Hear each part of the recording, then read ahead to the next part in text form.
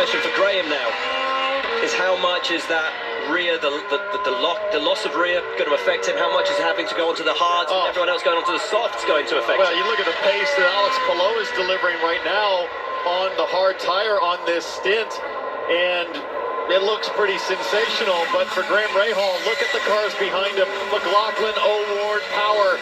Graham's gone from thinking about winning to now all of a sudden you got to worry about, can I even finish in the top 5 the way this is going to play out? Devastating for him. He's done everything right. Perhaps the strategy wasn't the one we might have employed, looking at the fact that Palou had that sticker set of softs to save for the end. But what can you do? You roll the dice and you go for broke. Giving it their best shot today, they'll certainly learn. But on the Rahal Letterman scorecard, you have Louis Foster. He started inside the top 6 alongside Di Francesco. They now run 10th and 12th. I'm going to respectfully say they didn't give it their best shot, because that tire strategy, it just doesn't add up. And I'm not trying to do that as a Monday morning quarterback, as we see Graham Rahal now get around the lap car of Colton Herta. We saw what Palou did in thermal. The huge advantage was having that new set of reds at the end of the race, closed up a 12-second gap on Pato O'Ward and made the pass. We knew that he had that Palou had that new set. Why wouldn't you at least try to be on the same compound at the end? Well, but look at where they are right now. This is not the right compound for Graham Rahal against Alex Palou at the end of this. Here comes Scott McLaughlin, just has to get through Colton Herta and will be right on the back of Graham Rahal. We listen to his radio. Just calling you out, so not copy that right now, just focus forward a little bit, buddy. We'll take care of you.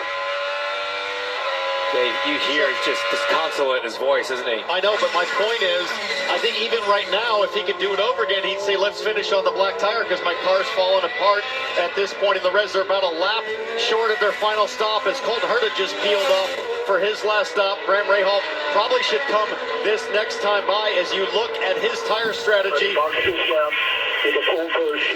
Soft, hard, soft. He'll finish on the hard. McLaughlin closing quickly. Getting towards the final cycle of pit stops. Rahal on the soft has to, by regulation, move onto the hard for his final stop. Every 30 seconds of push to pass remain for Rahal, who does now jump to the pit lane for what will be his final stop. He will be ever so glad to have a fresh set of tyres, but are they the tyres that will take him to the podium, Georgia? Graham Rahal actually wanted to come in a lap earlier. He told the team he felt like the left rear was coming down to the cords, but they asked him to stay out one more lap. But you guys are right, he's going to go to his last set of sticker hard tires. Graham Rahal. Doesn't get the drop down, was being called out almost into the path of another car. It is not just a slow stop, but one that may just take him out of contention for the podium. Totally, that was a disaster. 0% chance of a podium now. You've got guys like O'Ward, Power, and Dick Off with the blend out. Kevin. Even before the bobble on pit road, Pato O'Ward's team was eyeing a position on Graham Rahal, knowing how he had to finish. He's been the second fastest behind Palou the last few laps and back out. Jack. Yeah, the number 3 of Scott McLaughlin, those thirsty threes. Nice stop there. He's going to finish this race on a brand new set of soft tyres. You see all those new reds. That's not what somebody finishing on the hards wants to see.